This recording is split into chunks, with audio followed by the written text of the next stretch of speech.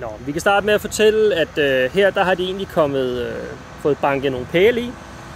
Og det har de faktisk gjort, fordi at jorden den er ikke egnet til kun at støbe ned i 90 eller 120, simpelthen fordi jorden den er så blød. Udover det, så har de kørt rigtig mange tons jord væk.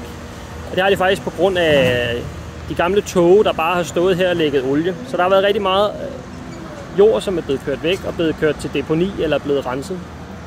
Der er blevet banket cirka 100 pæle i herude, bare til den her bygning her. Og de er så blevet banket 6 meter ned i jorden. Der har faktisk engang været beton helt op til toppen af armeringen her. Men i og med, at der bliver banket så hårdt, som der gør, så bliver betonen knust. Så går vi en tur herhen af. Måske kan I fornemme det, men der kommer faktisk til at være plads til 4 togsæt her, som kan køre ind på værkstedet. Det her det er den ene af dem, hvor vi har pælene herude hver side, som egentlig skal bære det. Og så bliver der støbt hen over pælene, så pælene egentlig kommer til at blive bærende. Herhenne der er man i gang med at in situ støbe. Og det kommer I jo så til at kigge lidt på andet semester med kælderen. Og ellers så kommer I til det på 4. semester en tur. Det man er i gang med at lave, det er simpelthen de her støbekasser. Og så kommer I til at kunne se nogle armeringskasser også.